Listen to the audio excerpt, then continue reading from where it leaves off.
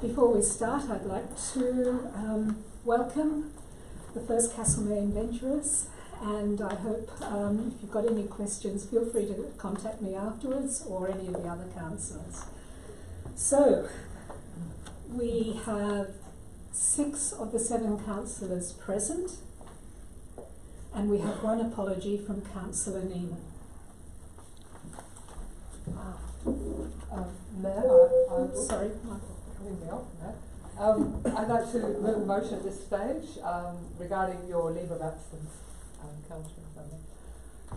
I move that Mayor Machin be granted a leave of absence from the ordinary meeting of Council 16th April 2019 with Deputy Mayor Tony Cordy to be the acting chairperson for that meeting as per Council's resolution at the special meeting of Council 20 November 2018 and Section 73 of the Local Government Act 1989. Thank you. So we have a seconder. Is there any debate about that? Anyone wish to speak to it? I declare the matter carried. Thank you, Councillor Henderson. Do we have any declarations of interest, conflicts of interest? Thank you. Turning to the minutes of the ordinary meeting of Council 19 of February 2019. Yes, Mayor, I go on the recommendation that the minutes of the ordinary meeting of the Mount Alexander Shire Council held on the 19th of February 2019 be confirmed. Thank you. Do I have a seconder? Councillor Cordy, thank you. Any comments, debate? Anyone wish to speak? That being the case, the matter is carried.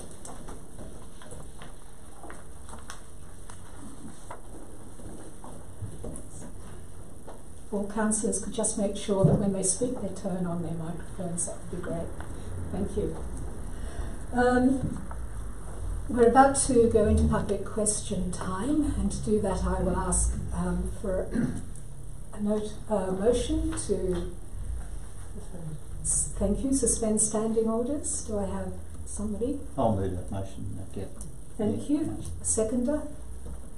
Councillor Henderson, thank you. Now, in this time, we allow questions from the gallery.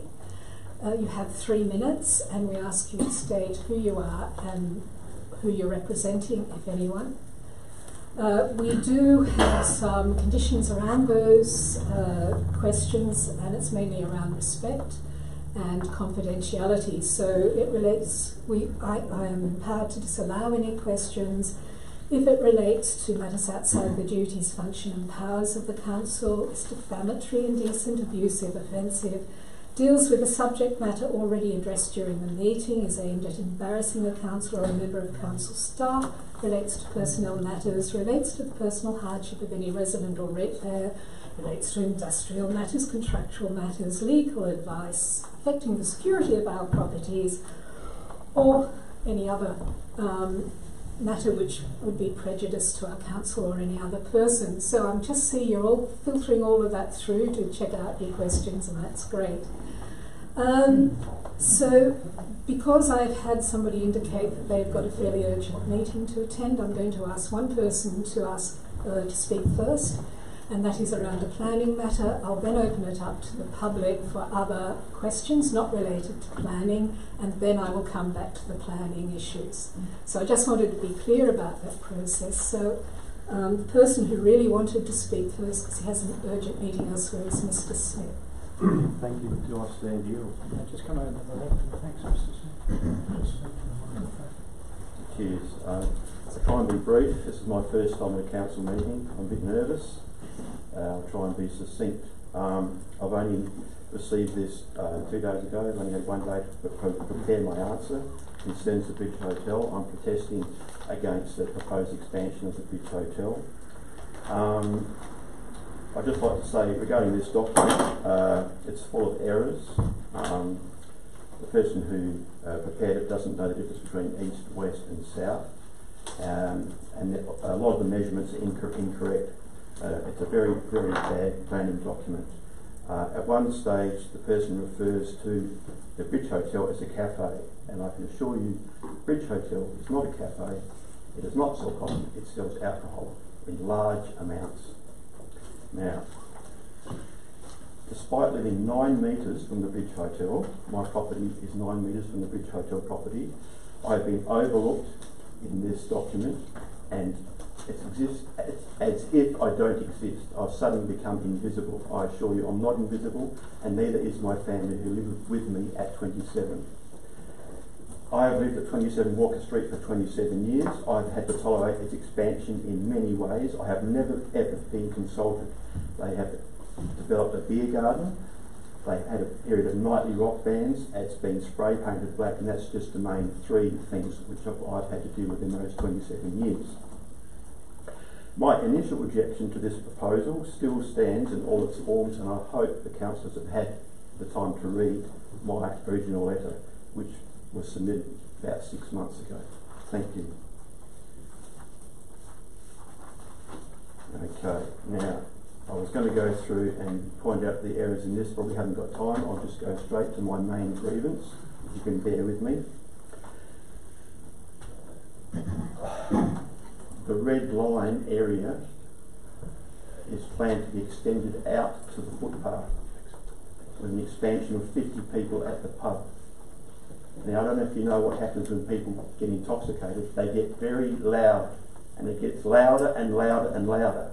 And that noise travels up the street to my house, to my children's bedrooms and my bedrooms. And I doubt I can tolerate it. I do not want to see alcohol served on my footpath, only metres from my house. I do not think that the Bridge Hotel can expand. It doesn't have the capacity. I've seen this pattern over and over again of managers coming in and just suddenly trying to make some scheme to make more money. It doesn't work. It won't work. And I need to be protected. I want you to squash this proposal tonight. The serving... That must be time for me to go. The serving of alcohol on the footpath outside my house, in my opinion, is not on. Thank you for your time. Sorry. Thank you, Mr. Smith. I'm just checking in that everyone else has turned off their phones while we're in here. I appreciate your clarity. Thank you. Okay. Now, as I said before, we're now going to open it up to questions from the gallery on matters other than planning matters. So, can I have an indication, please, of who wishes to speak? So 1, 2, 3. Is there anyone in that corner, Councillor Petrusa? Yes, there's 5 altogether, Mayor. 5 Not to the altogether. left, no. Okay, so can you put your hands up again so I can see you? Please, may I have, first of all, the child sitting on the lap? Is that okay? Do you want to all come up together? Oh, okay, so you're the... You need your crutches, I'm sorry about that.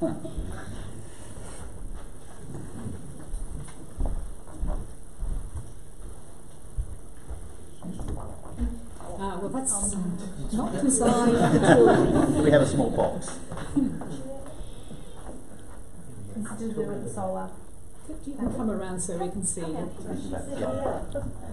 They'll do. Oh, is it about the solar? Sorry, yeah, no.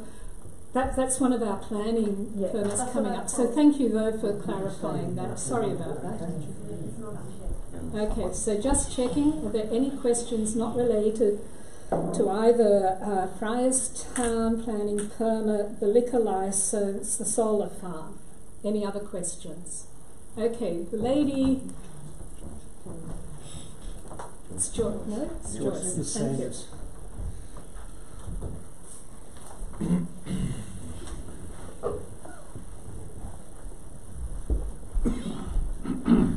Hello.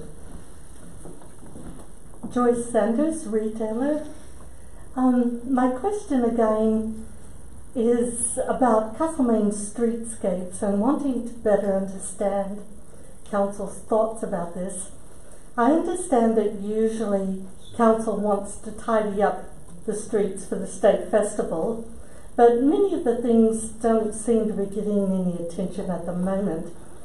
I believe council probably has some power to encourage landlords to replace veranda posts that have been destroyed by cars, but currently we have 2 issues of that type that have no action now for about a year. And if no one does anything, landlords are notoriously bad about this. Parts of our veranda walkways will literally be fenced off forever.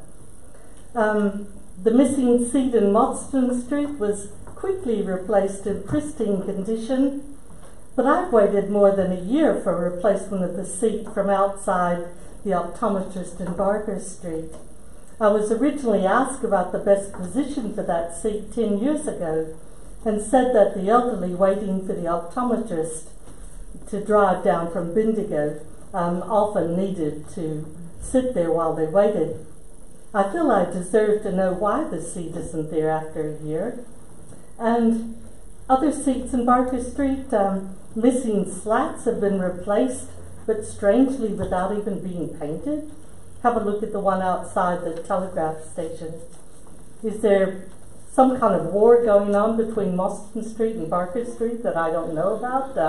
They get trees and seats, but we don't get those things around in Barker.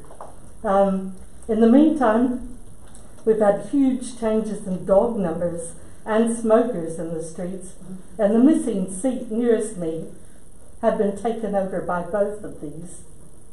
There are dog owners in Castlemaine who actually tie up 3 dogs to one of the seats, so the dogs can sit up on the seat while the owners dine in the cafes.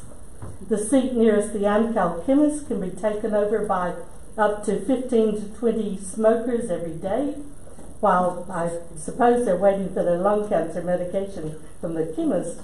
The chemist suffers a lot from that smoke, but the prevailing wind from the south means that I get most of the smoke because I have the first shop door open under the veranda. I've spoken to the chemist, and he would like to keep the seat for elderly customers, but possibly have a no smoking and no dogs sign on it so that they don't get all the barking dogs there as well. And I hope you can understand that most retailers... You've run out of time, Yeah. so finish very quickly. Okay, very quickly. Most retailers would say they don't want to have a seat outside their shops if it's to be given over to smokers or barking dogs. So I'm asking you if you'll replace the seats that are disappearing, and because no retailer wants the dogs or smokers, will you be willing to put no smoking and no dog signs on the streets, on the seats? Thank you. Thank you.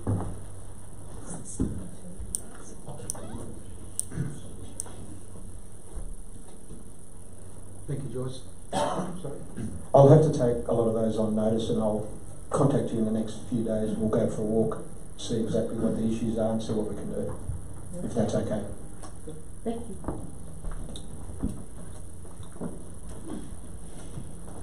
Again, could I have some hands up of who else wishes to speak? So the gentleman who just raised his hand then. Stop myself in. Please come. Yeah, so I'm talking about Sorry? Barry Hole. Sorry, solar farm again. Sorry, no. Yeah. We still have. I'm still checking for the non-planning, but I'm definitely getting the message. People want to speak about the solar farm. Don't worry. Is there anyone not wishing to speak about the solar farm, Friars Town, or the Red Line who has another question? No. Okay. So taking it in order of the the planning permits in our agenda, do we have anyone who wishes to speak to us about the development at Friars Town? Okay, so I have 1, 2, 3, 4 up the back. Thank you. Who are objectors? And there's one back corner. Okay, so can we go objectors first? So I'm wondering whether we could start off going across and over. So who was the first on that side? Thank you.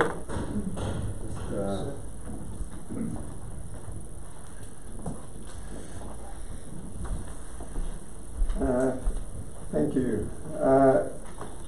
This application before council for a change of building use could be just a standard matter on a small rural property, but I think it's quite significant in that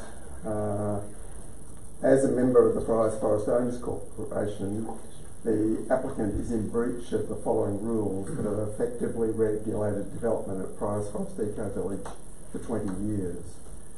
And Rule 1A states that you only have the right to build a single permanent dwelling suited to housing one or more families with some degree of shared facilities and a limited number of 2 well-sited and constructed outbuildings according to a site plan approved by the Owners Corporation.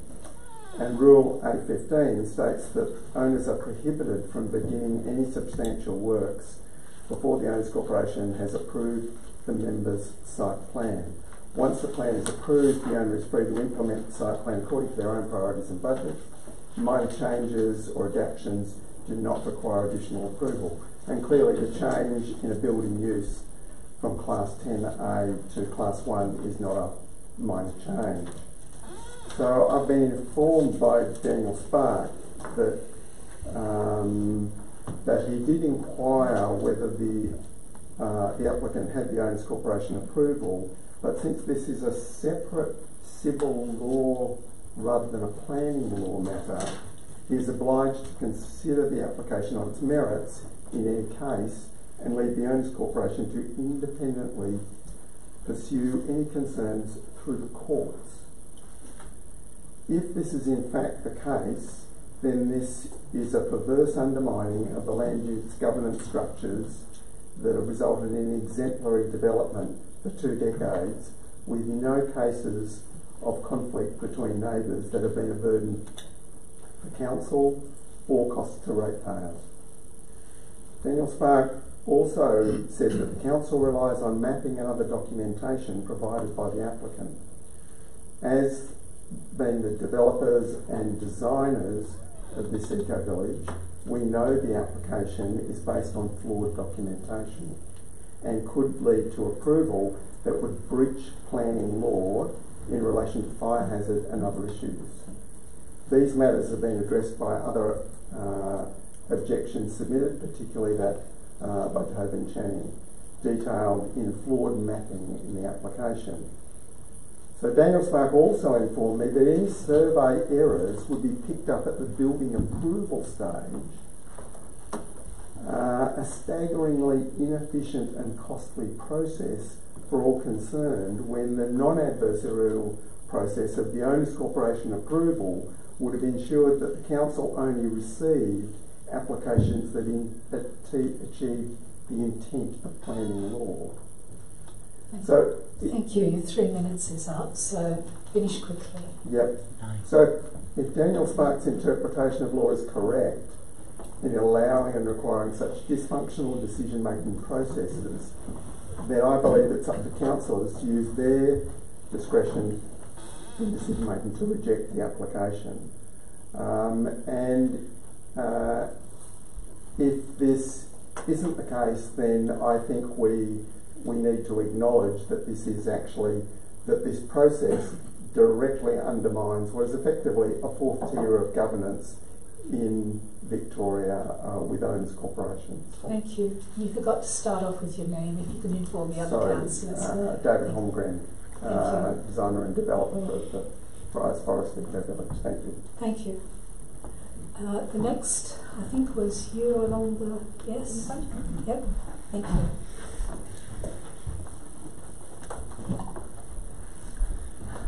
Good evening, Mayor, officers and councillors. My name is Tamsin Whaley. I'm the Secretary of the Owners Corporation of Fryers Forest, which is the larger private property within which is situated the lot in question in PA 325. Thank you for considering our objections to this application. I'll do a lightning report on how this application affects us and how your decision tonight will affect us one way or the other, and the mistakes and omissions in the application itself. Friars Forest is an eco-village of 22 years standing and a demonstration site for permaculture and intentional community living, like the new paddock development in Reckleburn Street. The rules of our Owners Corp act as a protection of your local planning policy framework around bushfire risk and the protection of water quality and agricultural land. Our objections, and I represent several members of our community, our objections are very compatible with that framework. The application before you concerns an existing structure, not a proposed structure. It won't be built from the ground up to best practice. It was never meant to be a permanent accommodation, but was built as the outbuilding to a house that's never been built. We want the best outcome for the lot itself and the people who will live in that dwelling for the next 50 to 100 years. And here's the point where council jurisdiction will affect us so crucially. If the existing structure is declared a house, it will clear the way for the present occupant's stated aim of building several very large sheds on the building envelope that was designated in the original development. And that lot will be full, and it will never host a real permanent house in keeping with the atmosphere and the stated aims and the vision of the whole eco-village in which it is anomalously situated. The best situation for Lot 1 is for the existing structure to remain an outbuilding. Thank you for recognising in your briefing that regardless of the outcome of the planning application, the owner will need to obtain consent from the Owners Corporation before any works are permitted on the land. Once again, the decision you make about the status of that existing structure will determine what can happen on the land for the whole next generation. This application can't reach the standards that our Owners Corporation rules demand and that everyone else has fulfilled. It's not about aesthetics, it's not about property prices. This is about the green construction standards enforced in this eco-village by law as lodged at Lands Victoria. This structure will always perform badly in the nuts and bolts of human comfort and environmental responsibility. There are also mistakes and omissions in the application, which I must draw your attention to. We were advised that we couldn't prove any of this without testimony from a qualified surveyor, but it never would have occurred to us that we needed to prove what we can see from standing next to the lot. Also, we sent photos. There's only time for a few headlines. The BMS presents diagrams and maps that leave off half the lot in question, just cut it off.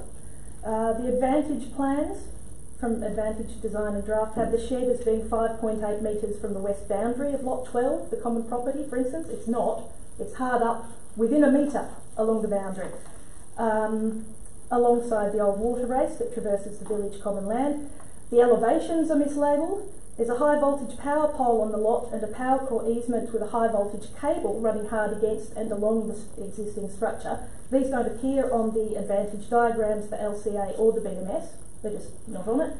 The Advantage plans of the LCA mention a huge effluent dispersal field over the top of the power core trench, the power core cable, which can't be trenched over. In another part of the application, the dispersal field is mentioned as being west of the structure. There is no west of the structure, it's hard up against the western boundary. Once again. You passed your time, so... 2 more paragraphs. Very good. The application doesn't show it, but the interior stone walls in the lower story are dug down and set, unprotected from moisture and termites, into an earth embankment, also hard up against the power core trench. Chemical measures against termites might be disallowed anyway. Finally, we wonder about the proposed energy rating of turning a big shed into a house, and the R rating, and how many stars could this possibly achieve, this renamed new dwelling. This is not a house. Again, we want the lot to house people comfortably for the next few generations. This structure can't do this. Thank you for your time. Thank you. I believe there is one more objector here or not. Thank you.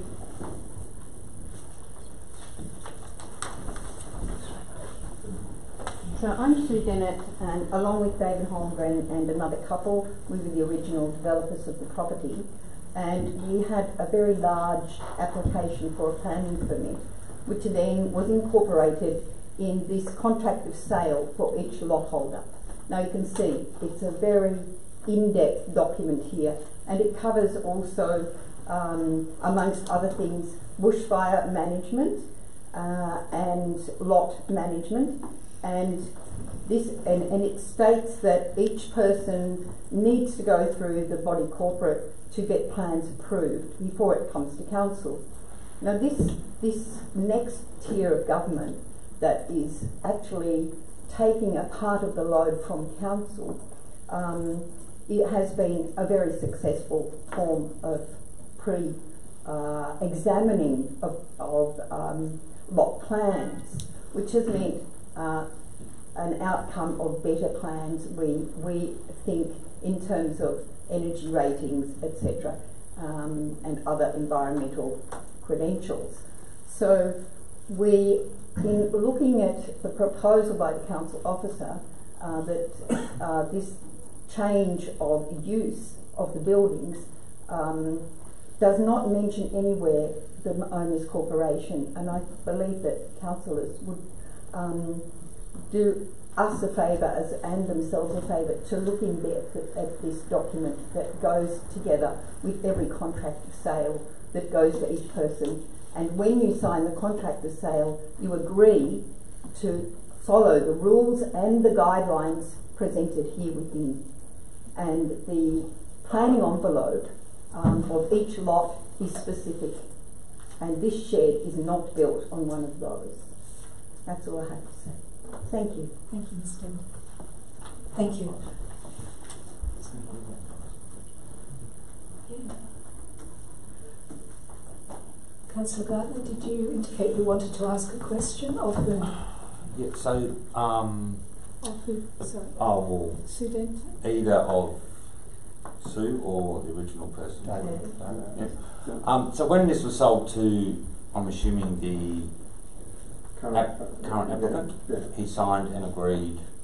Yes, any transfer of title within the Eco Village requires that is part of what is delivered in vendors. So what's the penalty for not?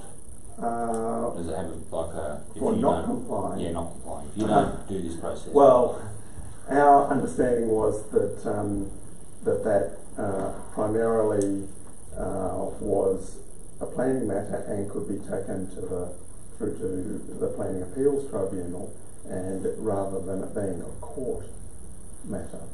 Could I also answer that question? Up until now, each person has gone through the body corporate, and council has requested of them to do that before they brought their plans. This, I believe, is the first application where that hasn't happened. Yes, so this is a precedent in that sense, and it's our understanding that the council is part of the governance structure. Okay, thanks. I think we've got that. Councillors, I need a notice of motion to suspend standing orders until 7:15. So, Councillor Petrusma, Councillor Gardner, thank you. Was there someone who wished to speak for this project? Thank you for standing up.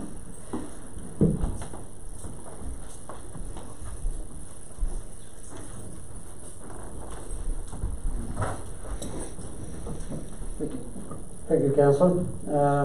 I'm Hank Kelly-Coates. I'm the Secretary of the 554 Proprietary Limited Trust, which is a family trust.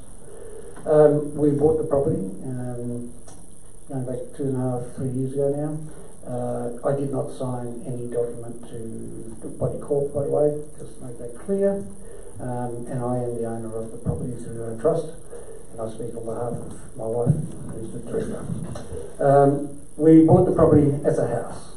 It was advertised as a house, it was sold as a house, and we bought it as a house. So we put a tenant in there as well, and that tenant, of course, is not there anymore, so our income for the last 18 months has been nil, and that's not very good for any trust account. We offered to negotiate about the sheds. They didn't want to hear about it. I would still prefer a shed up there, but apparently that would make it even harder. But the fact is that we bought and paid for the property with the house from the previous owner, who was still living on Price Forest, and we were never really challenged on that part of it, so I can't see where that comes from. The actual house should have been under title deed, and our lawyer has been sacked because of it. That would have also counteracted that. So we are in a situation where we're going to lose a lot of money out of our trust if we can't have a house where we originally had a house, and we can't put a tenant in there without it being approved as we had before. reason we've gone through this process here, and I've tried to use all local people who know the property and know the council, so that we have no mistakes in our planning process. And I believe from all the documentation I have and from what I hear from the councillors, from the council officers, we've done everything that we need to get this approval through council today. And yes, we will have to go through body corp, and if they reject it, or if we start it, then they can take us to VCAT. I understand that as well. And if that's the way it's going to be, it's going to be. But under the current planning process, this should be approved so that we can move on from where we are now. Because at the moment we are just losing money over money, and it's just not necessary because we didn't plan on buying a shed. We bought a house. Yes, the lawyer made a mistake, and he's also paying for that, but we just want a house on that property. That's what we're there for. Thank you very much. Thank you very much. We're now moving on to, I think I've got all the hands on that one, so we're moving on to the extension of the red line plan, and I'm wondering if there are any objectors to that who wish to speak to that tonight. No? Are there proponents for that? Okay. Oh, sorry. I hadn't actually filled a slip because that's fine. Is that okay? Yeah. Wonderful. Hello, Mayor and Councillors. I'm Patrick. There's my brother Jeremy. We're the two proprietors of the Bridge Hotel for the last 18 months. We're asking for two things in this planning permit. One is the extension of our legal capacity on the venue to be up to 150. The number that it currently is probably more in line with what you would have, say, a small bar on Mawson Street. We can comfortably seat 150 people inside. The proposal to extend the red line is not so much for late night drinking. We are inundated on all the busy weekends with families from the Castlemaine, but also tourists needing somewhere to eat. As such, we're only asking for the front licence, of which there is a large area. It doesn't include the footpath, simply during our dining time. As such, from 10 p.m. onwards, no one would be allowed out the front door with any glass or any bit of food. They would have to be openly leaving the front door to leave the premises. So it's only for dinner time that we're asking for that provision. And then the provision to extend the numbers is simply to bring it in line with a building of that size. Currently it's very low for the square footage of the building. Thank you. Thank you. So I think we're now up to the solar farm, and I think how many people wish to speak about that? Oh, sorry, before we go on, are you indicating you might have a question, Councillor Henderson, or not? No, not at this stage, thank you. Sorry, Councillor Trusma? Yeah, I might have, if I could just ask Patrick, yes. In relation to the red line, there's some confusion in the documentation that we've got as to where you've actually requested it to be. I'm presuming it is actually the curb line, is that correct? Yes, it goes close to the curb line. There's a substantial area out the front that we would have fenced off so that you aren't able to walk from the red line area onto the street. Another reason we don't want it late at night is because if there is someone who's had several drinks, we don't want them walking onto the actual road. But it is the area out the front that goes up to the curb, but we would be fencing it within and not right on the curb, because if you have it right on the curb, people could reach out and get hit by a car, but we're not having it right to that edge. And one more question I had was, have you actually, you were, I think, present when one of the objectors spoke, objectors certainly don't have to speak to you, but has there been any discussion between yourself and the people who still have live objections? Yes, we've had consultation with almost all of our neighbours, and most of which are happy with it and happy with the steps that we've made to try and reduce the noise. We've just done a large amount of soundproofing on the venue. The person in question who objected before, we're in constant dialogue with him. So we've made pledges to reduce the noise, and in our discussions verbally, he's indicated that he's been really happy with the reduction in noise. So we were kind of surprised to see him object, but totally understand that as well as being a tourist precinct, it's also a residential area, so we're highly aware of that as well. Okay, my final question was, if we were to defer this for a month, is there some possibility that you might be able to come to some, if it's agreeable with the objectors, to come to some arrangement whereby some mediation could take place, but obviously it has to be with consent. We have tried quite a bit of mediation with the two objectors. The other one is immediately next to us. They run an Airbnb full time, so that's a holiday rental 365 days of the year. Their objection, as you'll see, is really related to privacy. They want their guests that are coming and going to their Airbnb to not have people watching them from their cafe seats.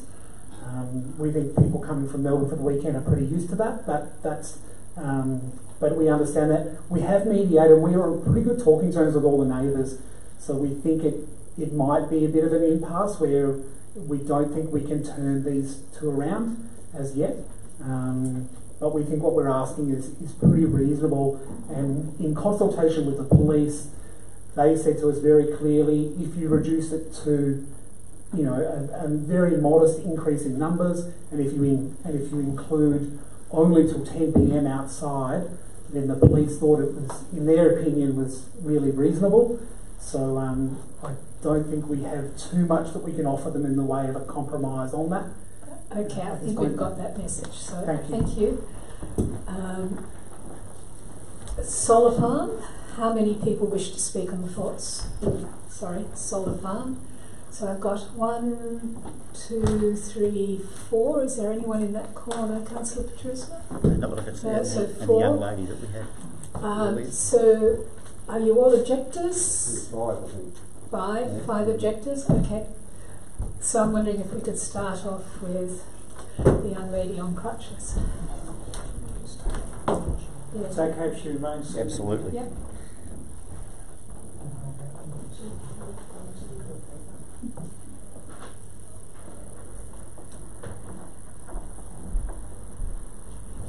Hi, I'm Rory and I'm 9 years old, and I object to the solar panel farm planning because of these following reasons.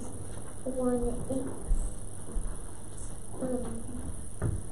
endangered species such as striped legless lizards and unique bird life such as quails, barocas, koalas, black duck, spoonbill and many more live in swamps, paddocks and trees around our farm. These animals feed, hunt, nest and move through that area that the solar panels want to build on. Animals will have to travel a longer distance to feed, hunt, nest and even move if solar panels go ahead and take a large area of these animals live and space pass through. Fire risks and heat may endanger our farm and kill our animals we show and sell. If a fire breaks out, it will be very hard for firefighters to stop the fire.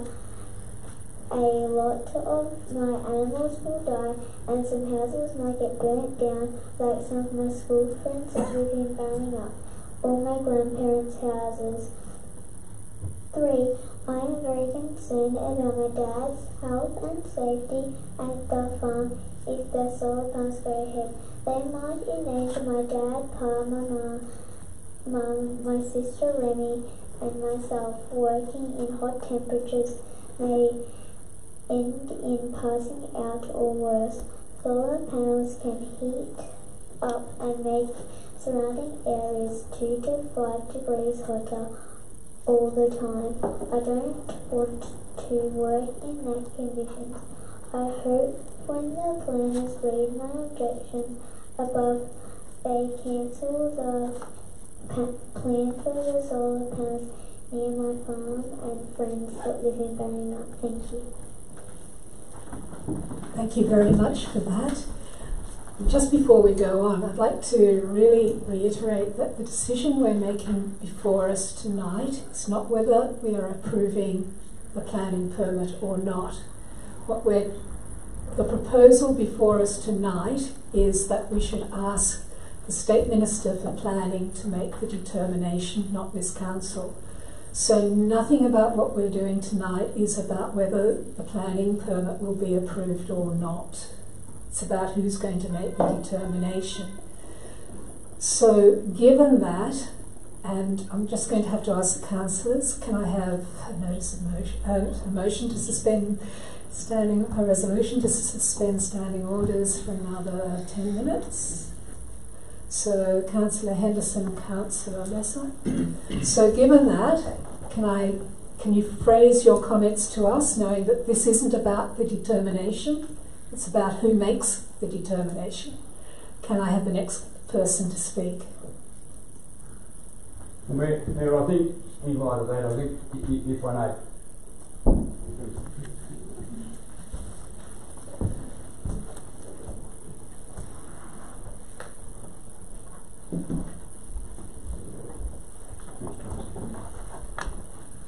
Yeah, Peter Baker is my name from Berringup. I think Councillor Henderson, the last time I was here doing some objecting was from a broiler farm point of view, but there's certainly some new faces around the table compared to then. In light of what you've just said, Mayor, I guess that what we're doing tonight is probably not of any benefit to anybody, I guess, in the sense, because I think we're certainly here to object to the proposal of the solar farm, but in light of what you've just said, I think that puts a different light, and I'm probably posing the question, do you want us to go ahead, or would you prefer us to... I think it would, my feeling is it would be better for you to not talk to us tonight because it's irrelevant to us tonight. However, it's not irrelevant to us understanding that you are really concerned about it, and that the motion before us tonight is going to actually be about trying to ensure you get an even better say. So it's not just us trying to palm off, it is around trying to get the community significantly more involved with more engagement and more say. Well, Madam Mayor, I think from the Berringup point of view, we've read the recommendation, or we've heard of the recommendation, and I think we support the recommendation as it is, but the concern was that if the council voted against that recommendation, then whether a decision would be forthcoming, and that's the reason why there's a few of us here tonight. So, yeah.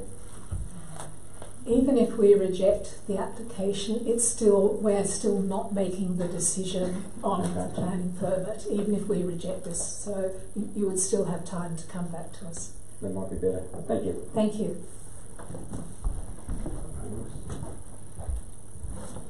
Are there any other questions?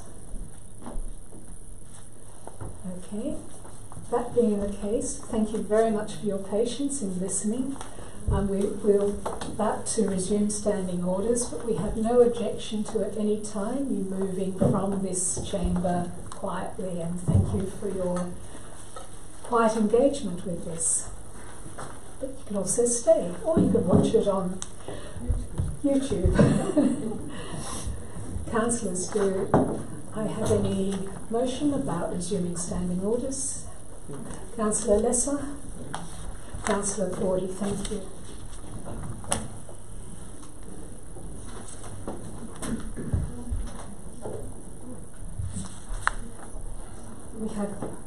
We have no petitions or joint letters or committee reports. We do have an Assembly's Councillors report. We have a recommendation. Yes, Mayor, I go along with the recommendation that Council notes the records of the Assemblies of Councillors required under the Local Government Act 1989, but with an amendment on page 14. In matters discussed, the green light overview was not discussed. they want.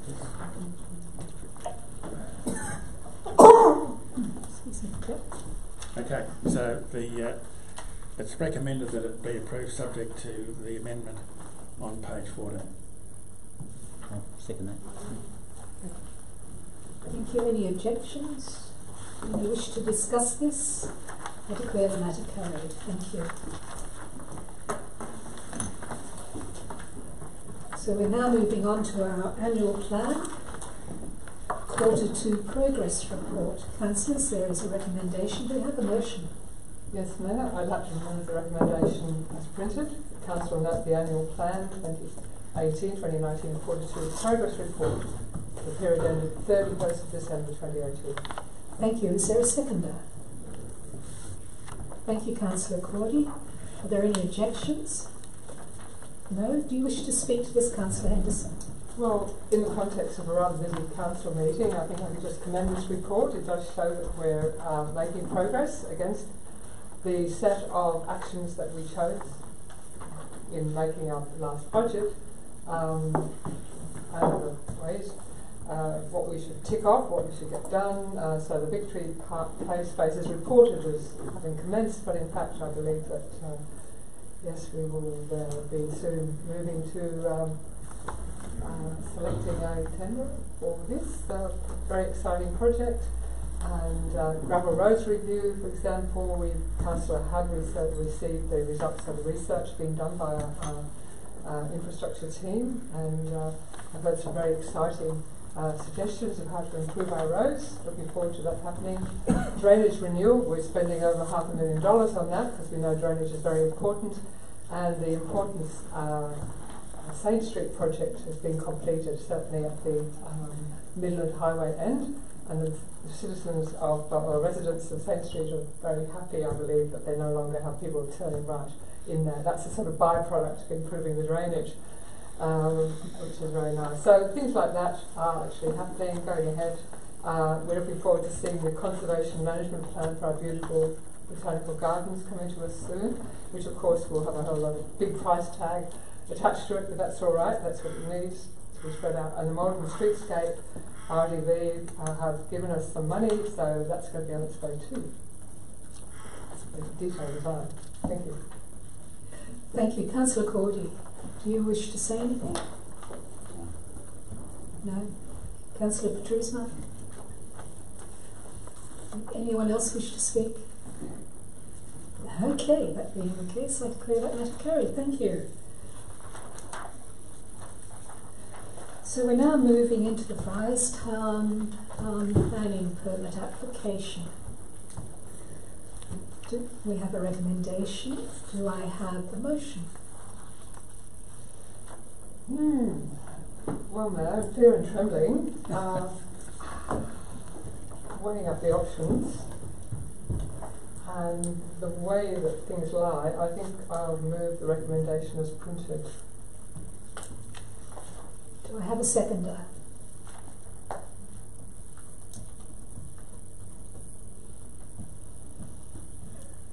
I'm not seconding.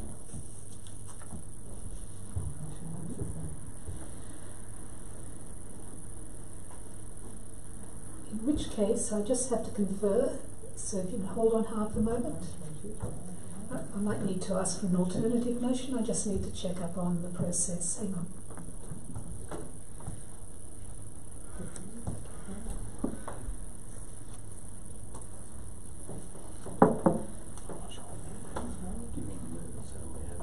I need to have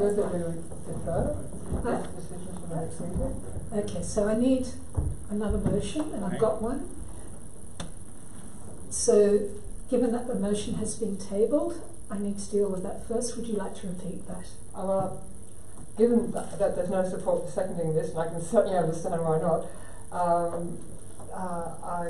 my next recourse would be to move that we defer. Council Lesson may support it, so it's debated now. Oh, sorry. Sorry, the motion lapsed because I'd said it had lapsed. Thank you. So we do have on the table a motion put by Councillor Henderson, which is to defer it. So I need to know whether there is a seconder for that. Yes, I second that. Thank you. Seconded Councillor Lesser. So I need to know whether there are any objections to that motion. Councillor Cordy, so we do have a debate. So Councillor Henderson, would you like to speak to your motion? This is unique, I suppose, in a very unpleasant way. We have a very highly respected and highly successful owners corporation that's been operating over 20 years in the Fry's Forest community, and now we have this conflict. We are being told by our council report, by our planning department, that the planning decision is separated from that of the owners corporation. The owners corporation speakers here tonight are saying otherwise or suggesting otherwise. I don't know if this has ever been tested in the history of this corporation and this community. I don't know if there's ever been this conflict. I don't know that dwellings have been built or sheds have been built, and then I'm sure sheds have been built and then lived in for a while, but probably with the sort of cooperation and understanding of the community, this seems to have been an anomaly. It's been going on for a long time. I think we need more information. I think we need to further question the councillors, question this report, get more advice from our planning department, maybe look back through the records, see how things have progressed in the past. Council's relationship with the planning corporation, we've been told that in the past planning department worked in conjunction with or in parallel with the owners corporation or cooperatively, so I'm sure we've got those records somewhere. It'd be nice to know if we've got any more background information that can give us some advice, because it's just a very tricky one. So that's what I can say. Thank you. I just need to check with Councillor Lesser whether he wants to speak now or to reserve your right to speak. I can speak now. And then I'll ask Councillor Cordy. Thank you. What concerns me in this application is that, according to one lot of information we have here, another lot of information saying that the measurements and the siting is incorrect, and that sort of concerns me a bit, because okay, we don't have that ability to check that, but other people that are on the site do, and I think that that's one of the things that needs to be rechecked as to where the boundaries are, where the location of services are, and so that we've got a proper report that's verified to look at. And normally when somebody buys a property, they obviously get a Section 32 certificate. In that Section 32 certificate, it's usually are there been any building applications in the last 7 years. So I don't know what happened in that process, and the applicant did mention some sort of situation. We can't determine because something was represented as a dwelling whether it was or it wasn't. That's not in our jurisdiction, and I think some more information needs to be sought through from the applicant to find out why that happened when we understand that it was a shed. So that's some legal situation that we can't enter into. But I said my concern is that we had this report presented to us, which seemed to be fine from our point of view, and now we get conflicting information about really significant pieces that have been left off and measurements, and I think it needs further explanation and further investigation, because we could be doing the wrong thing. Thank you, Councillor Lesser. Councillor Cordy, would you like to speak against this motion? Yes, thanks, Mayor Motion. Look, my concerns about the motion are, as it is, the notion of deferring our decision on this, is that we've heard from the applicant and the objectors, and it's a very complex issue. What my concern is that it seems to be a matter that needs to be resolved at the body corporate level, not at council level. Notwithstanding that, I think we all understand that sheds are not houses, and the difficulties around making sheds suitable to be occupied as dwellings or houses. So it is a complex matter, but I don't necessarily subscribe to the idea that deferring it will materially change the facts before us. I firmly believe the matter needs to be resolved at the body corporate level, and including the objectors and the applicants sorting it out. If they can't sort it out at that level, what they're doing, then in my view their recourse is to go to VCAT. But that's just my opinion. Thank you. Thank you, Councillor Cordy. Councillor Gardner, are you signalling you wish to speak? Yes, mate. Oh, you want it? Oh. I suppose the point of first of all, I need to apologise to my fellow councillors because I had agreed to second this motion, but after hearing more information, I scripted it. I'm sorry.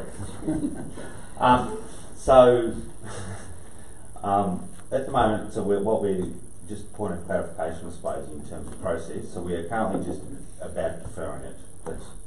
Okay. So hypothetically, that gets passed or not. Do we go back to the original motion? Is the question I'm asking. Just clarifying, the question you're asking is if there is a vote on deferral and that is defeated. Yes, correct. We don't go back to the original one because that has been to the first, it has lapsed. Is that all you need to? Yeah, then I was going to say something. Then we would need an alternative motion. Okay. Councillor Trusler? I'm a little bit each way on this one as well, but my initial thoughts, my thoughts at this stage after considering it, the things that concern me are those that are raised tonight by both the objectors and the applicant. I was probably previously of the belief that there were no planning grounds to knock this back, but if the information is incorrect, and I think we need to check that and have it come back to us, and the only way I can see that can happen properly is to defer the matter. Deferring the matter would also give some opportunity for the body corporate and the applicant to come to something, whether they decide to or not is another matter, but it does give an opportunity for that to take place should they both agree. Otherwise, I think we need to clarify the matters that are raised by both parties. I do express concern to the body corporate that that this has been built as a shed and people have been living in it with knowledge of the body corporate prior to it being sold, and to the applicant that it's been purchased apparently as a house. I don't know if it was a scene or not, but it would appear that it's not a house and never has been a house, and I'm not sure what went wrong there, but there's some real concerns from both parties, and I think the only way we can handle this tonight is to defer it until we can seek further information, possibly some not only planning advice but also some legal advice in relation to where the matter stands. So I'd at this stage support the motion. Councillor Henderson, do you want to write a reply? Just to thank Councillor Patricia for his thoughts on the matter. He always thinks very clearly in these quasi-legal matters, and with his previous experience, both professional and councillor alike, so it's always good to hear him point out. And I think the love lies in the fact that there are claims that there's incorrect information in the plans before us, including some very disturbing matters about a main power pole underground line that's not shown here, etc., and boundaries, etc. So I think, yes, on those grounds alone, I think we need to have this reconsidered by our planners or further considered. Thank you. Thank you. So the motion before us is that we defer this planning permit to the next, just to a future meeting. To a future meeting. Okay, the motion before us is that we defer this matter to a future meeting. Really? Okay, all those in favour?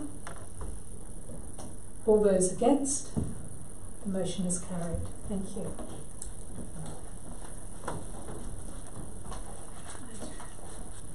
So we're now moving on to the extend the red line planning permit for the Bridge Hotel. So please feel free to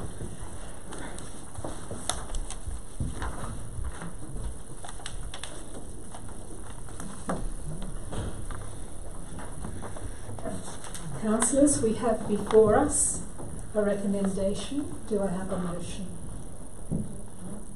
I'd like to put an alternative motion, in that that this matter also be deferred to the next meeting of council would be fine, to clarify some of the matters that were raised. We're already aware of a couple of... No, put the motion, and I'll get a second. Sorry, that to be deferred until the next meeting of council. Is there a seconder for that? Councillor Lesser? Are there objections? So we have a debate. Okay. Councillor Petrusma, would you like to put your case for deferring this? Okay. In relation to deferring, there's some items within the recommendation itself which we could easily amend, but there's some items within the recommendation that I've picked up that are typographical error or an error that need correction. One of which talks about the use only going to the footpath in the motion. Now, we could easily correct that, but that's not the intention that the applicant wanted. So even in that respect for the applicant, that isn't quite correct, and also there's some wording in relation to trading hours Thursday to Saturday 7 a.m. to 12 midnight, which apparently is also not in keeping with what the applicant wanted.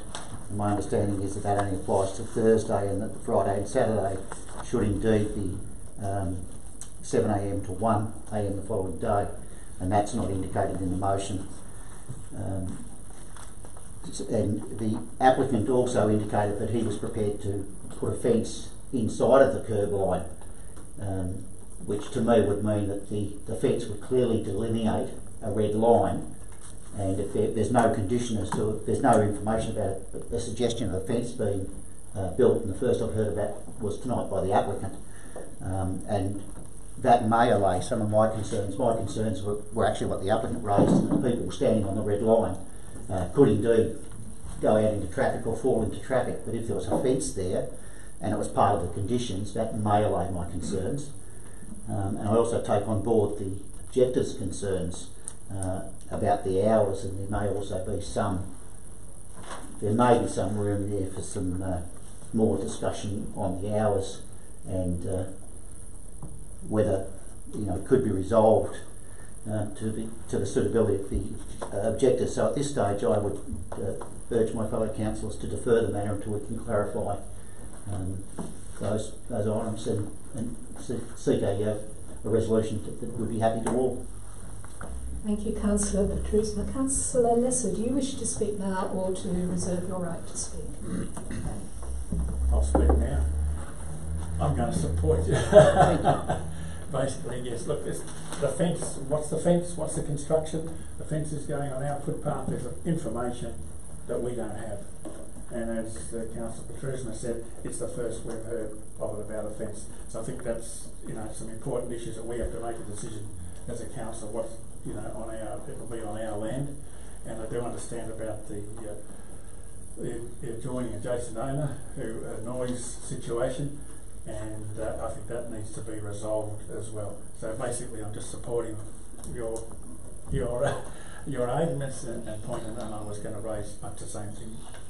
So we need more info. Thank you, Councillor Lesser. Councillor Gardner, do you wish to speak against this? No, I just wanted to hear really the reasons. Thank you, Councillor Cordy. You wish to speak? Yes, Mayor. Look, I think it was very fortunate that we had one of the objectors and also the applicant speak to us tonight, because it did provide us some additional information. I have concerns about the position of proposed red line, and certainly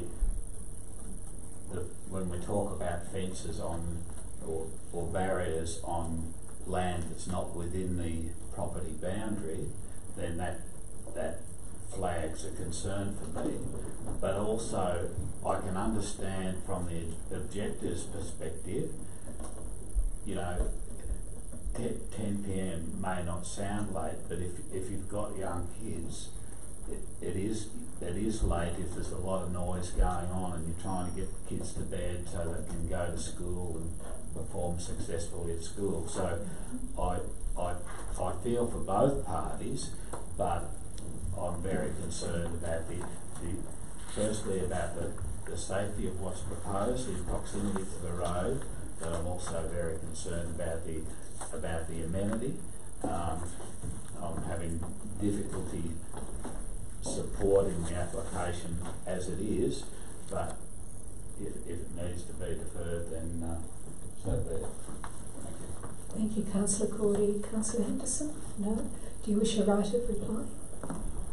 Just only one thing, that the recommendation is actually for 9:30 in the recommendation, not 10. That's a technical point, but no, I don't wish to say anything further. So we have before us a motion to defer this planning permit application until the next meeting of council. Can I please have a show of hands to support that motion? Against? That being the case, the motion is carried. Thank you. We now move on to the proposed referral of the solar farm planning permit application to the Minister for Planning. We have a recommendation. Do I have a motion? Yes. I'd like to move it as printed, with an addition that the council requests that the Minister have the panel meet at the Barringup Community Hall. Do I have a seconder to that motion? Councillor Henderson got a hand up first. Thank you. Is there any objection? Right. Would you like to speak to this, Councillor Governor? Oh, yes. Well, I mean, this is a particularly hard one, and for me as a local representative. I've been to many local meetings on this application. Generally, the solar farm, I believe, is supported, but not in its current location. There's many technical and complex issues being raised by both sides. This is a large industrial complex on farm land. The local planning laws were created to enhance and protect farmland, yet we have state policy that supports renewable projects. There is a conflict there. This really is a matter for state governments to consider, as it has far-ranging implications other than just Barringup. Is all the farmland going to be swallowed up by solar farms?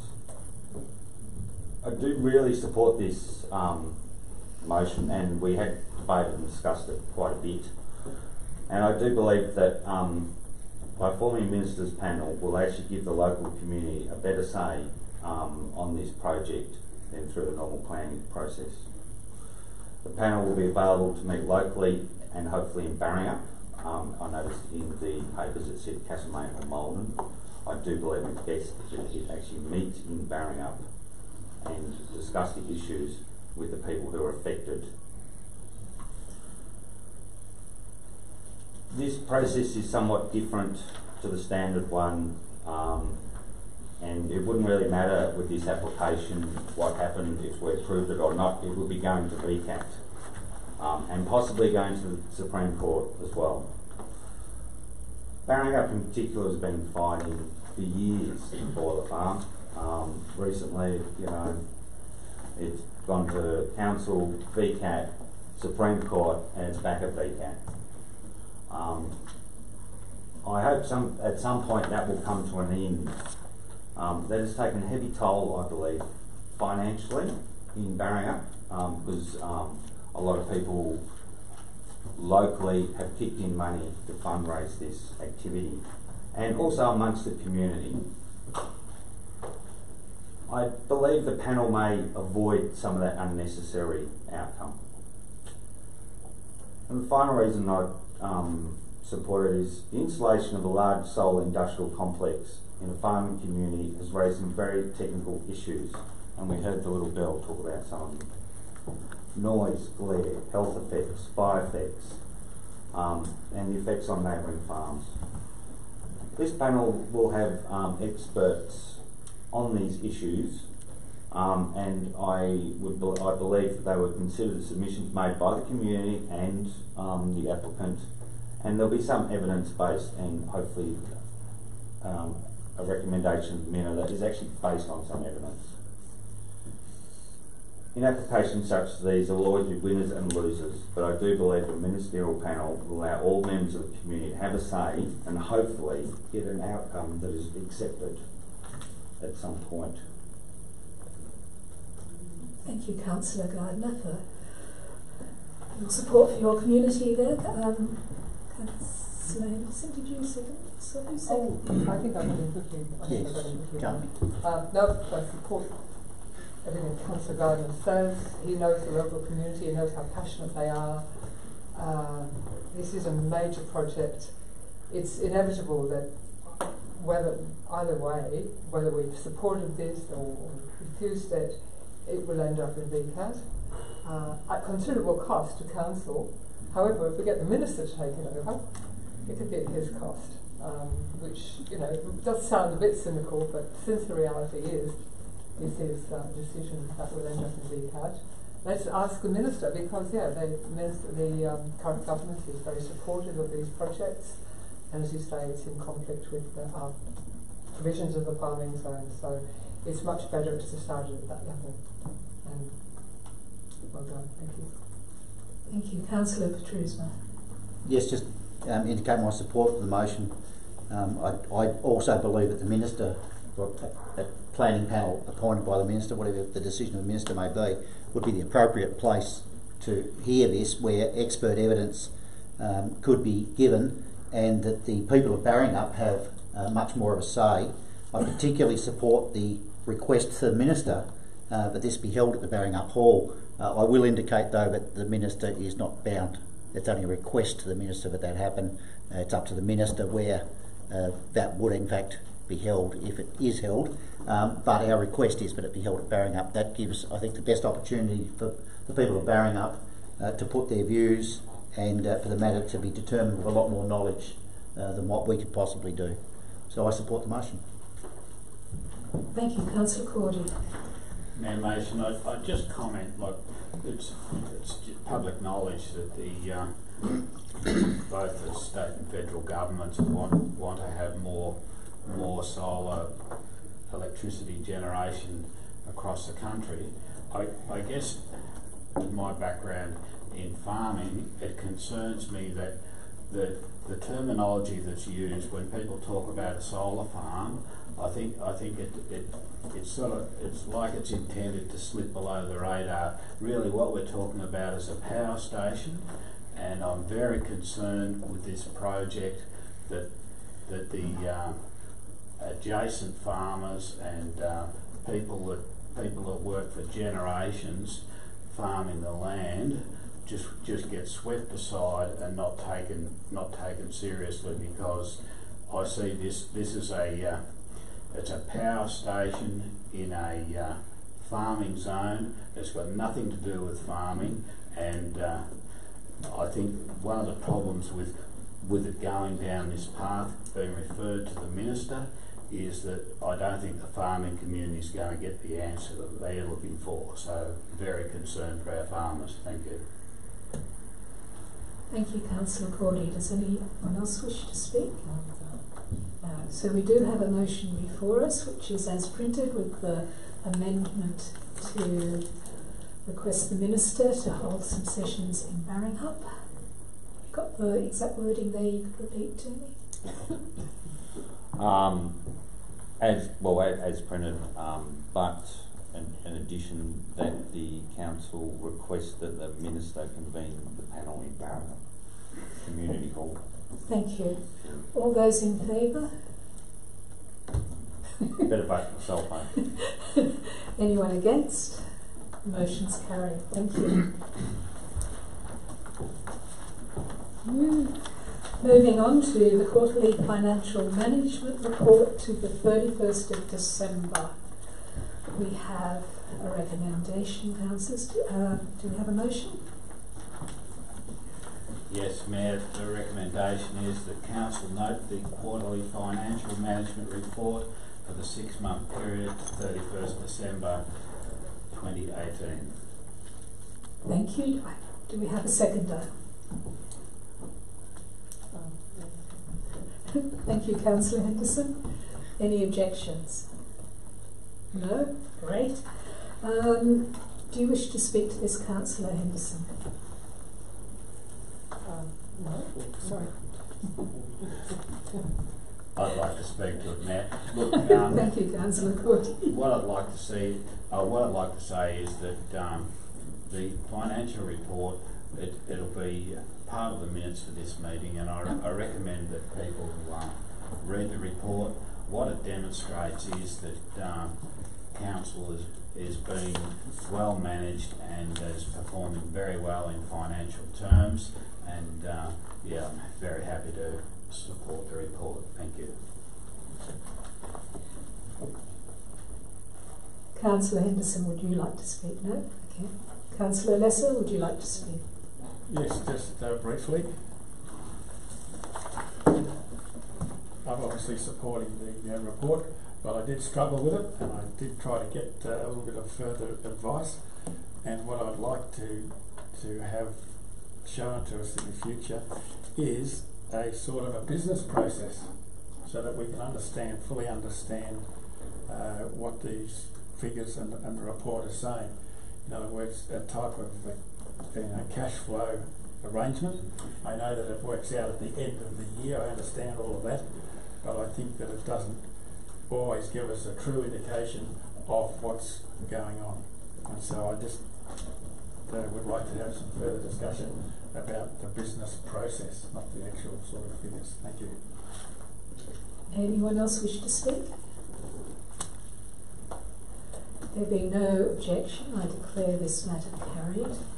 And Councillor Lesser, we're always glad to try and make sure all councillors understand these reports. I've always found them complex, and all our reporting does meet all the accounting standards that our councils are required to meet, so there's nothing underhand about any of this. It's just very complex for us to understand.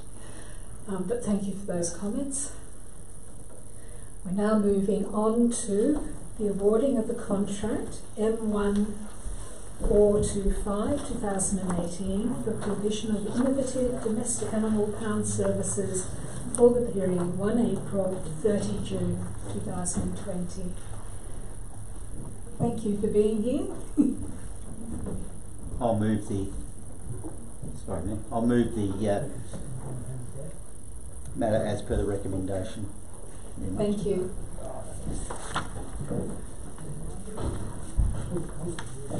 Sorry, just communicating to my son to wait for me. Okay. So we have somebody who's moved the recommendation as printed. Do I have a seconder? Councillor Hall? No? Oh.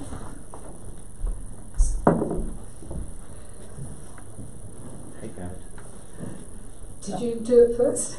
Yes. Up to you. It's Councillor Cordy. Got it. Thank you. The gardener's going to move this one. So you're seconding it? No. I'm seconding it. Yes. Okay. Right. So we now have Councillor Petruth has moved it, and we've had it seconded by Councillor Gardner. Is there any objection? No. Great. Go for it, Councillor Petruth. Actually, very happy to put forward as per the recommendation. Mount Alexander Animal Welfare are doing a wonderful job since they've taken on the pound at fairly short notice and put everything together, and in my opinion should be congratulated heartily for the work they've done. And I'm a bit of a regular visitor to their op shop, and I've been to their new coffee shop a couple of times as well.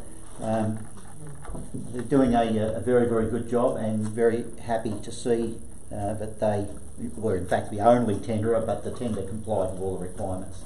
and very happy to award this tender to Mount Alexander Animal Welfare, and hope we have a long and continued working relationship between them and council. Thank you. Councillor Gardner. Really just to support what Council just said. I think it was absolutely fantastic to see a local community group to pick up where the RSPCA left off. And I saw recently, I believe, they've actually bought the building and premises way ahead of when they thought they were going to, and I just think it's a testament to the people down there, and I think it's just fantastic. It's good. Thank you. Does anyone else wish to speak? No? There being no objections, I declare the matter carried, and congratulations. And I'd just like to say $6 op shop. Thank you. Conflict of interest, right? We have delegates' reports now, so I'm just CEO and I do have a delegates' report. Is there any other delegates' reports?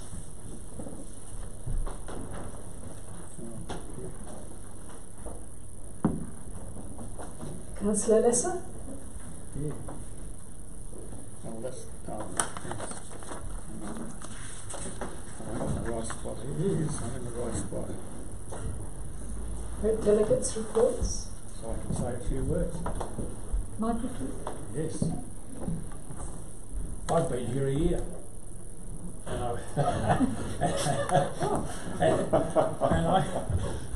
want to thank my fellow councillors for putting up with me and helping me go through the learning curve. But it's been a great and exciting time, and I look forward to continuing. I've had a great time this weekend going out in the community and engaging the community in our new project. And people often ask me in the street, how do I like it? And I say, I'm having a good time, making some changes, and I'm enjoying myself. So thank you for putting up with me and all my idiosyncratic behaviours. Thank you. Thank you, Councillor Lesser. You brought a breath of fresh air and ideas. Thank you for that. Mr. Puzzle. Thank you, Mayor. Our usual report, as you mentioned, Mayor, has been tabled for all of the councillors. I might just go to the extra fun bits, Mayor. I'll leave questions to councillors on any of the other matters, but it's a good fun time to be in the Shire at the moment with lots of festivals and activities on, and it does say I was part of the opening Harcourt Apple Fest. Mayor, that's not true, you did that. However, I was there and it was a fantastic day. I think the numbers, according to Jack and Brody Hands, one of the organisers, was over 4,000 people through the gate, so a pretty fantastic day there. And the next day I got to enjoy the Taradale Springs Festival with Councillor Henderson, who was working there, and I definitely wasn't. But it was another fantastic event in the Shire. I didn't hear numbers for that one, Councillor Henderson, but it was a great day. Similar, very Similar numbers. Yeah, I think so. I haven't heard the final numbers. And of course the launch of the Royal Train, Mayor, that you and I were lucky enough to be a part of on Saturday, which is attached to the launch of the Tudors to Windsor's exhibition at the Bendigo Gallery, and which is another example of the Shires working together to say we can do more together than apart, and a great initiative certainly by the VGR, Victorian Goldfields Railway Group, with all the support that we could offer them along with City of Greater Bendigo. So it's been a great time there, and plenty more to come starting again this Friday night. Thank you. The only one I'd like to bring to your attention is that Councillor Henderson and I attended a land care get-together which was organised by Connecting Country, and we heard from I think 12 land care groups who told of what they are planning to do and what they've achieved, and many of their innovative thinking around that. And I came away being absolutely blown away about how forward-thinking, hard-working, humble, and yet what magnificent achievements these groups make. And I'm still blown away by it, so thank you. Any questions? No? Mayor, can I just have one very quick delegates report? That's I attended the Fringe Festival opening on Friday night, and just wanted to congratulate the volunteers and workers that helped that happen, and the incredible creative people we have in the Shire. It's going to be a wonderful festival, I believe. Unfortunately, I didn't get to stay for all of it, but I did certainly see part of it, and a very, very good night. Thank you, Councillor Petruesman. We're now moving into the notices of motion, and we have 3 of those. And the first one is a duck hunting ban at Cairn Curran Reservoir. And I actually have trouble saying that unless I slow it down. So, okay, Councillor Gardner. I'm moving it, obviously. Yep. Do we have a seconder? Yes, Mayor, I'll second Councillor Gardner's motion. Thank you, Councillor. Before we go on, I have to find out, are there any objections? So there are 2 objections. Possibly waiting to hear that. I may object. May object. So we're now in a debate, so you have first, you have 6 minutes to convince your fellow councillors. Righto. I'm moving this motion as I'm seeking council support to actually ultimately get duck hunting banned at Cairn Curran. For those that don't know, Cairn Curran is a man-made reservoir built in the 50s essentially for irrigation purposes. If you haven't been, you need to. It's probably the largest body of water in the Shire. I'm currently on a committee that is representative of user groups being the local community, fishers, sailing club, land care and wildlife. All of these groups want this activity to stop. During the duck hunting season, which actually has started, these groups pretty much cannot use the facility. Hunters are allowed to hunt everywhere except which is around the sailing club on the other side. Basically, no one gets to use the facility during the period. I don't believe it's fair that people from Melbourne, which are predominantly the people who can come up and shut the place down for 10 weeks to the detriment of the local users. I'm not what I would consider a raving lefty environmentalist, and this is not about banning guns. I live in a community where farmers and many people have guns, and from what I know, they are generally law-abiding citizens. On a farm, you need a gun to control foxes, rabbits, and sometimes to put down distressed animals. I don't have a gun on my property. It's not my thing, but there is a need for it. But I don't really see the need for shooting birds and ducks. Putting aside the environmental impact, duck hunting should be banned for the potential future usage and growth of the community and safety of other users and people living around Cairn Curran. The committee I am on would like to embark on eco-tourism options at Cairn Curran, bird watching, nature walks and even accommodation. Cairn Curran has a number of wineries around it and accommodation options. Duck hunting is not compatible with these activities. I believe over the long term, ecotourism will provide much more benefit to the local community than duck hunting. Barring has seen its school closed, loss of community field facilities. Duck hunting has not supported this or stopped this decline. My other concern is community safety. There are reports of illegal camping along the foreshore of Cairn Curran, fires and litter. People who live around Cairn Curran have reported of people entering their properties illegally, damaging fencing, and the tinkling of pellets on their roofs. I quite often hear that residents are too scared to oppose duck hunting as they will be targeted. Cairn Curran, in the scheme of things in terms of duck hunting, is a really small location. Most places people go Kerrang, Mildura. The Minister recently also shut some areas due to community safety concerns, and I believe there is a case in Cairn Curran. The duck hunting season opened this weekend. By all reports, there's very few ducks down there, but I have been told shooters started early Saturday morning and continued to Sunday afternoon, so who knows what they were shooting. I'm asking my fellow councillors to support this motion so that we can write to the relevant authorities seeking a permanent ban on duck hunting at Cancurran. And I do believe it'll be a benefit to Barringup and the local community and the users of this facility. Thank you, Councillor Gard. Councillor Lesser, I think you seconded this. Do you wish to speak now?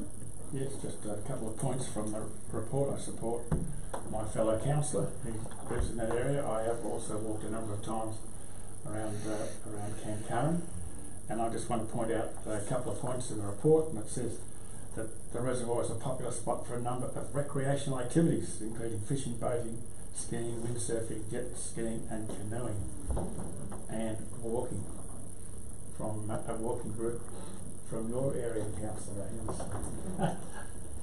And the other thing, we have a number of walks up there. And the other key thing is, yes, I agree about the future growth of nature-based tourism that would provide an economic benefit to the region. Thank you. Thank you, Councillor Lesser. Councillor Cordy or Councillor Trusma, who wishes to speak first? Councillor Cordy, thank you. Thanks, Mayor Mason. Look, I appreciate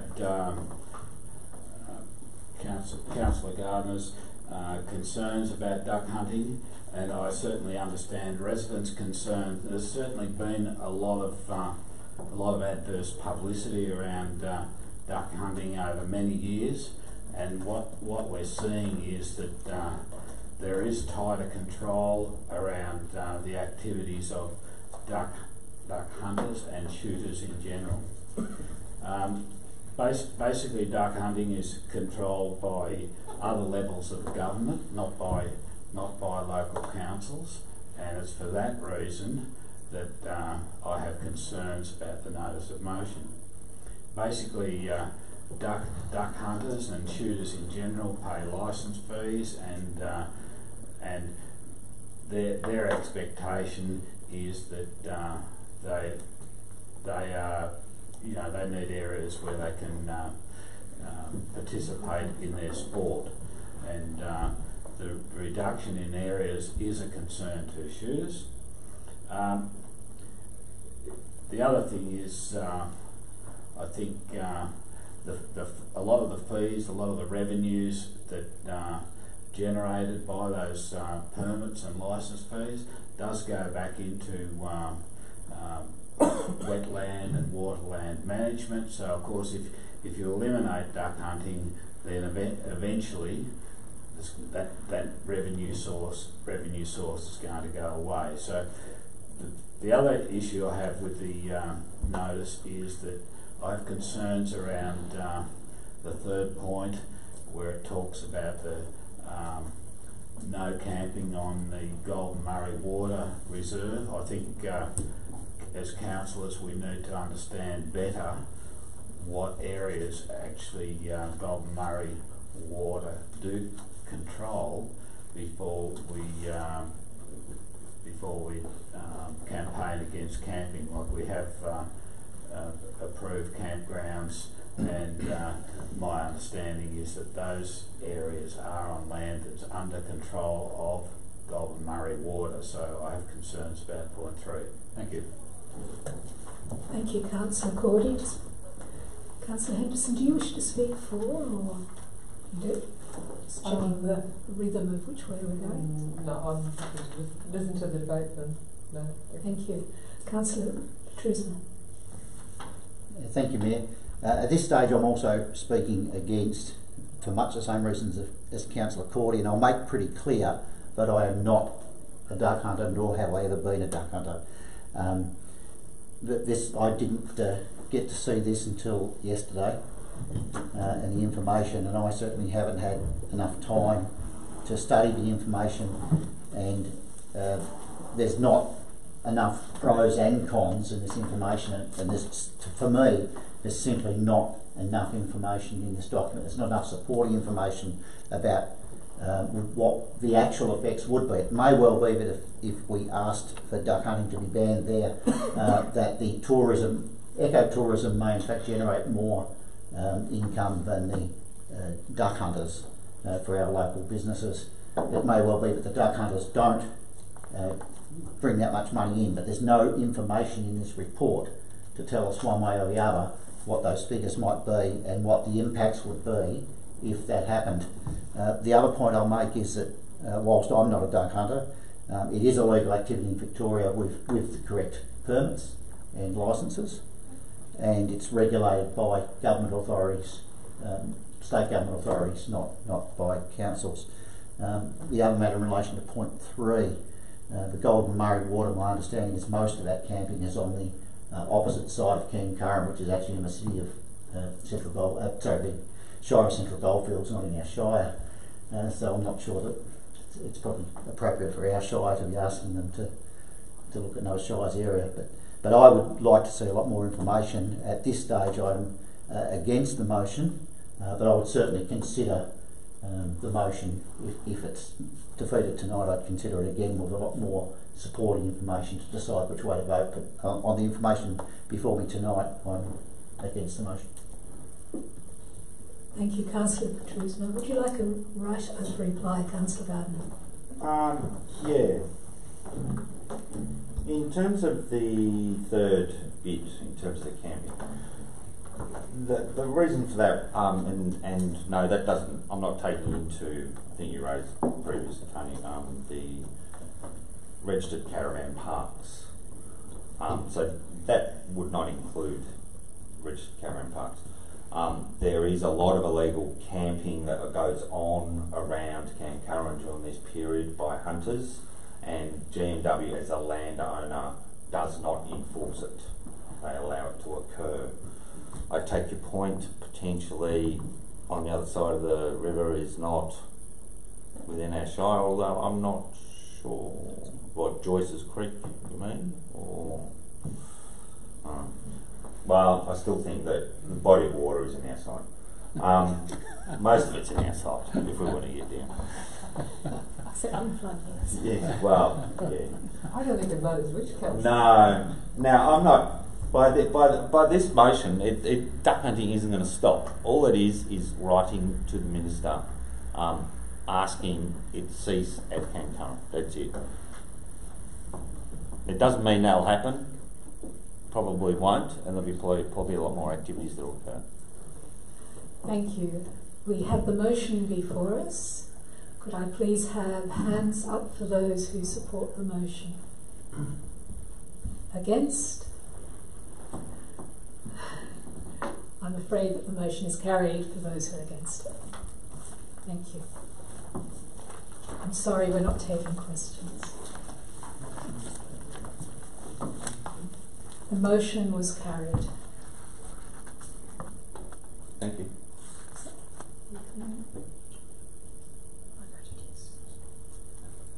Yes, sorry.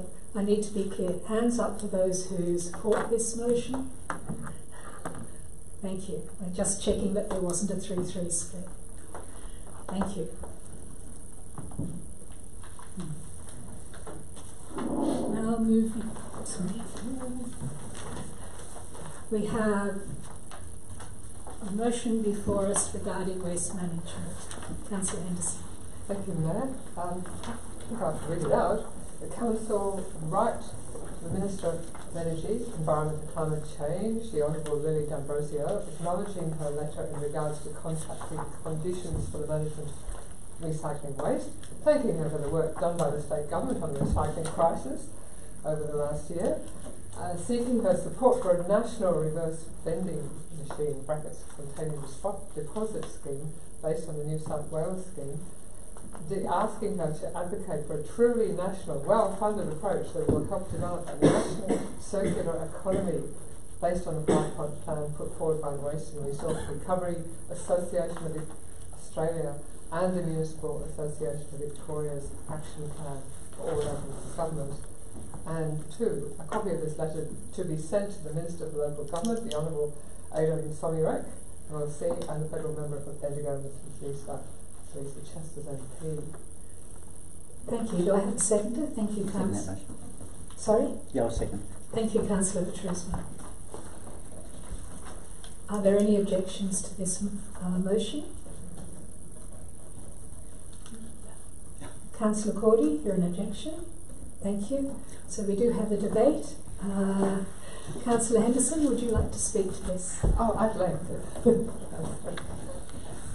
Oh, Councillor no, Cordy late. is not polite to stand me down. Well, come on, you had your turn, of course. Fair enough. My turn of mine. I have to confess to my fellow councillors, I did not draft the entirety of this notice of motion. I had ample help from a fellow councillor who knows much more than I do. However, I fully support it. It's a big particular bugbear of mine. Currently, Victoria and Tasmania are the only states in Australia that do not have a container deposit scheme. New South Wales recently introduced a scheme with increased recycling rates by over 60% in the first year and tripled the value of the recycled material. A national reverse vending machine scheme would allow everyone in Australia to convert their empty drink containers into cash. It turns rubbish into a valuable commodity. Surely it's time to stop heeding the arguments of the packaging industry against such a scheme, face the reality of our ever-mounting waste problem and do something positive about it. A reverse vending machine delivers cash to the public and ready sorted materials for reprocessing facilities, turning waste plastic into new plastic products, waste glass into new glass. Who knows, down the track we can imagine bottles being washed and reused. It sounds fantastic, but the truth is we've had our fling with endless packaging. It's time to face up to the mess we've made and continue to make. Mount Alexander Shire is not in the same parlous state as over 20 Victorian councils who are currently having to send their recyclables to landfill. Our waste contractor, Veolia, continues to pick up and manage our recyclables. However, what can ultimately be done with these materials is very limited due to the lack of government leadership.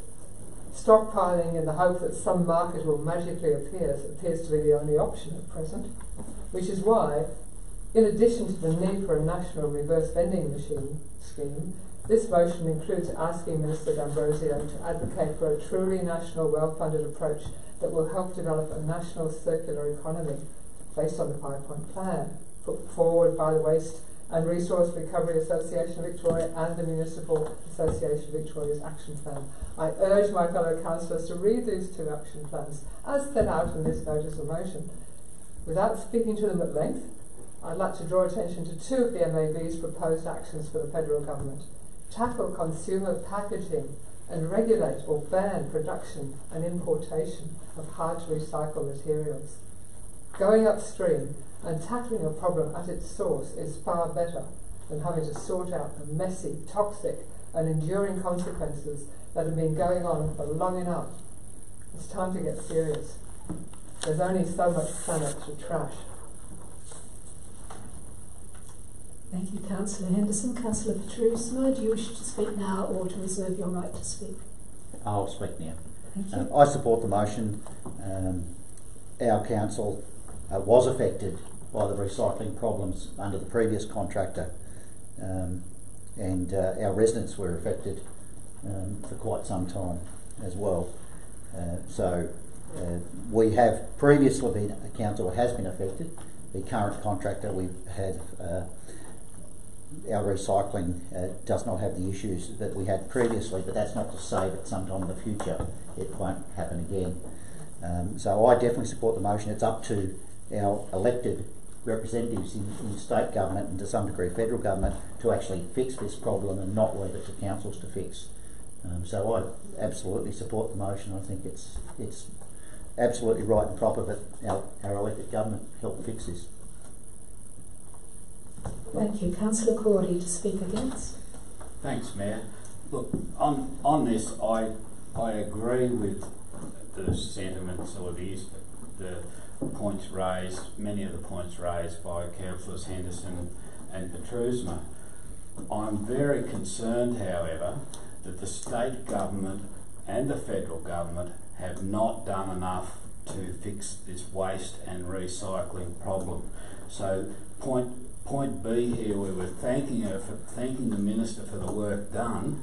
I see what's been done to date by state and federal government as a total failure. In the state government, my understanding is there's been 600 million of landfill levy collected by the state government. How much of it has been spent on developing a proper waste recycling stream in our state, creating jobs in our state, creating reuse of these materials? There's very little been spent. There's been a bit of tweaking around the edges, and it's a disgrace what's been done. The controls and regulations, what we're seeing is people that are making some attempt to do recycling, they're basically being shut down. So there's going to be more recyclables being stockpiled without a proper plan of how to manage it. And it's a state government and a federal government failure, and I wouldn't be congratulating or thanking any state minister involved in waste, because it's a disaster, and I think the community was horrified to hear that our recycled waste was being shipped to China. I think it's a national disgrace. Thank you. Now I'm very happy to amend the motion and remove the bit about taking. I thought we were just being nice and cozying up to them. Councillor Cordy, would you like to move that the motion is amended to remove B? No, thank you, Mayor. I think I've said enough on the matter. Thank you.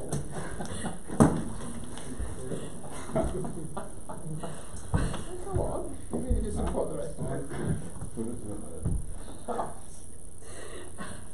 Anyone else? Sorry. Anyone else wish to speak on this matter?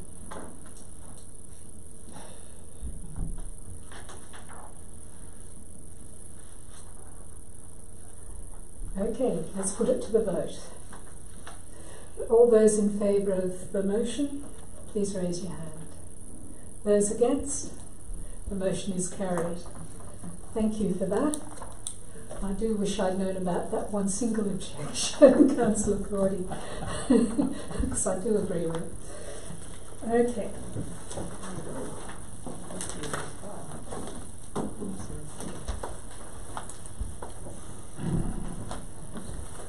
There being no urgent... Hang on. Yep, thanks. Oh yes, sorry. Yes. I almost missed the last one. Oh, again. Not that bad. Okay, we have a final notice of motion, and I thanks everyone for keeping me on track. We have a notice of motion around updating our flying of flags policy. Do I have a mover?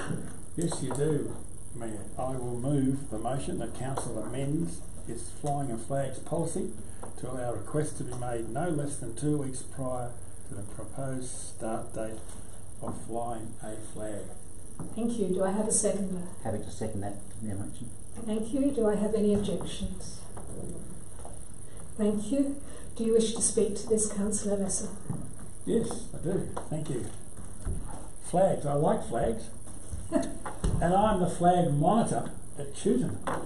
So I have authority. And no, I don't have to ask for any permission to fly the flags at Chewton on Anzac Day. But I've been doing that role for quite a number of years. Okay, Council did do a flag policy a year ago, and we were unsure of the processes, and we put in a process of 8 weeks to cover all contingencies, and we have found that in that year that there was no real need to have the 8 weeks, but 2 weeks would be sufficient because the application process of 8 weeks was a little bit too long. So, seeing there's been no real issues or problems, and there's only a low number of requests, I say it's time to amend the policy to reduce the minimum application time to 2 weeks and leave everything else, the conditions and requirements of the policy, to remain as is. Thank you, Councillor Lesser. Councillor Petrusmo, do you wish to speak? Yes, it's the flags policy has been in place for quite some time now. The only issue that has arisen, it's been very, very successful, but we've had a couple of occasions where the amount of time that we put in originally of 8 weeks, which was put in with all the best of intentions, has meant that some groups have missed out on being able to fly the flag because they simply didn't have enough notice to give to council. Our staff are managing to process these within a very short period of time, and have stated that 2 weeks is plenty of notice, so we're just allowing more community groups to be able to access the policy. Thank you. Anyone else wish to speak? Yes, I should point out that before Councillor Ursula came on council and I was his local councillor, he absolutely harassed me over a long period of time to get him a new flagpole, which he eventually did. So I just want to point that out. He's been very successful in flying flags and shooting. Point of order. Thank you. The motion is therefore carried, and that's the end of. Since there's no urgent special meeting, I declare the meeting closed at 8:25. Thank you. Thank you all in the gallery for being so patient.